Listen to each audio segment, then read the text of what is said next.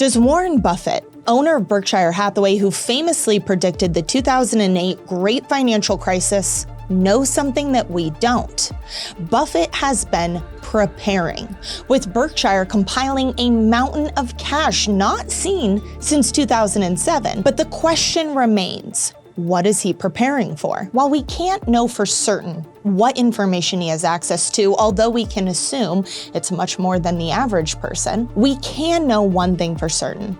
He is preparing for deep stock market declines, a crash like 2008, except this time even worse. A crash that last time around, he famously predicted well before it happened, ringing alarm bells around unsafe banking practices. Banks that you've sold include USB, Wells Fargo, Goldman Sachs, JP Morgan, PNC. Should we think that they're banks that aren't well run because you've sold them? Or? No, okay. No.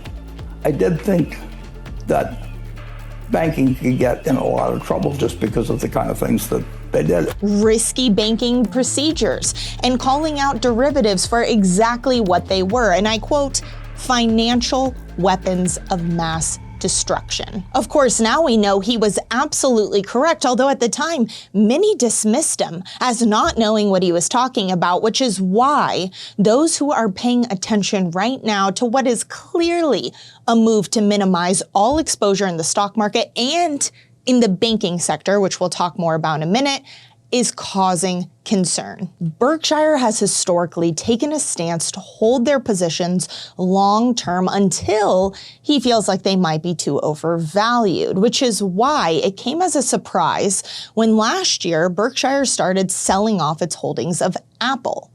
Now, Apple is one of the Magnificent Seven. The Magnificent Seven being a group of 7 different tech companies that have accounted for the majority of gains in the S&P 500 over the last year. This came as a surprise to many because Apple has been one of Berkshire's most profitable decisions, which is why it comes as such a surprise that they continue to sell large sums of Apple, cutting their position in half over the last year, selling 50 billion shares, resulting in the highest record of liquid holdings of $277 billion. This continues a pattern Buffett has had of selling when the stock market becomes overvalued in his opinion.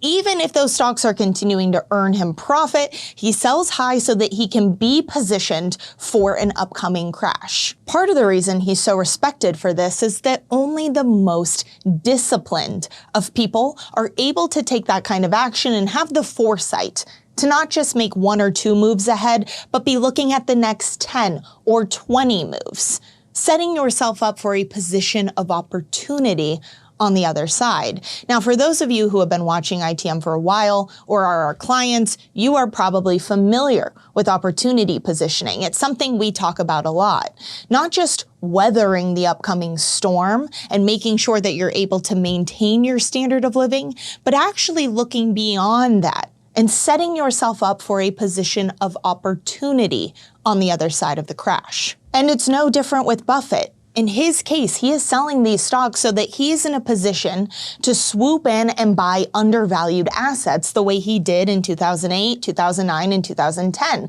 The same way that many of our clients have positioned themselves with physical gold. And those who held gold during the great financial crisis were able to buy massively undervalued assets such as real estate at bargain prices, while others were unfortunately suffering. But our clients were in a position of opportunity to not only maintain their standard of living, but actually, again, grow their wealth and set themselves up for success. This is why central banks all across the world and some of the smartest people I know are protecting themselves right now with physical gold and silver. It's because they're not just looking at today or tomorrow, they are looking into the future and they can see the writing on the wall.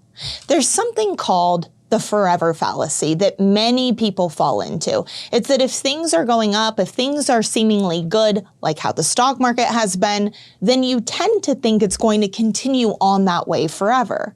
But you and I both know that that's just not the way the world works. Eventually, an overvalued asset such as a concentration of the market, like the Magnificent Seven and what's going on with tech in the stock market, eventually that overvalued asset will come down. That's what you want to be prepared for. And while yes, there is profit to be made right now in the stock market, I'm not denying that. Warren Buffett himself said, be fearful when others are greedy and greedy when others are fearful. This man has made a fortune off of that saying, and clearly he listens to his own advice, because he can look around right now and see a propped up market from reckless government overspending that has added no real value to the economy and has just made the already wealthy wealthier. In fact, I mentioned it earlier, but the stock market concentration that's happening right now has not been seen at this level since the early 1970s, a period of time that experienced rapid inflation and the diminishing value of the dollar. I mentioned Apple being part of the Magnificent Seven. Well, this handful of stocks, they account for a third of all of the S&P 500's growth in the last year. That kind of market concentration is not sustainable. If tech tanks, everything tanks, bottom line. But it's not just tech that Buffett is concerned about. In addition to selling off large shares of Apple, he also has been cutting his position significantly in Bank of America. Bank of America being a bank that he helped shore up following the 2008 financial crisis, investing heavily in it, championing it, and really helping them get back on their feet after significant losses. And the continual sell-offs are in stark contrast to vows he made that it would be a long, long time before he were to sell. Now, he famously sold most all of his other bank positions right before the bank failures of last year. In fact, just about a month or two before Silicon Valley Bank collapsed. So it has many people wondering, why now? Why now is he selling all of his Bank of America position? There are some clues. He has stated, and I quote, "I don't mind at all, under current conditions, building the cash position. When I look at the composition of what's going on in the world, we find it quite attractive." By what's going on in the world, he could be referring to any number of things, including rising geopolitical conflict in the Middle East, the BRICS bloc coalition gaining momentum, unrest here in the United States, and of course, the increasingly leveraged position of banking institutions across the world because of high risk and low reserves and capital. Again, there is no way to know for sure what information he has access to, but there are some things that we know. We know that banks have been bailed out in their own way over the last couple of years, from government buyback programs and long-term bank funding programs, things happening behind the scenes to help banks survive an ever-growing unrealized loss crisis that has been brought on by government securities, commercial real estate, all assets that have actually taken a loss over the last couple of years. This, of course, has left banks in a precarious position where if they needed liquidity, they would be unable to get it without selling assets at a loss and therefore exposing just how little capital they actually have. It's no wonder that Buffett is choosing to get out of banking. And for anyone out there who's saying, well, he started doing this a year ago and nothing's happened yet, so what does he really know? Well, of course, he didn't predict that it was going to happen the next day, but this is exactly what happened in 2008. He saw the writing on the wall, and the 2 years leading up to the crash, he really started to withdraw more and more of his positions, selling off and accumulating cash. Now, that is exactly what we're seeing today. We're in year 2 of him continuing to sell profitable positions in order to build up liquidity. With all of the threats that are going on right now in the world, it would not take much for the system as we know it to crumble. We know that the markets are temperamental. We know that things are volatile. And yes, things have been going up, but it would not take much, especially with how interconnected everything is today. So my takeaway is that it's time that we learned our lesson and made sure that we are not caught unaware, that we are not caught off guard by a potential crash, and that instead we position ourselves outside of the system with our insurance policy in place today And when I say insurance policy, I don't mean anything traditional bought inside the system, something that your financial accountant is going to try to sell you. No, I mean physical, tangible, gold and silver, true money that you hold, therefore you own. It's time to make sure that your wealth is protected because, again, I know there's a lot of hope and optimism out there right now that things are going to get better, and they might, but they're not going to go up forever. Eventually, we know that there's too much papering over in the system. We know that the foundation is too shaky.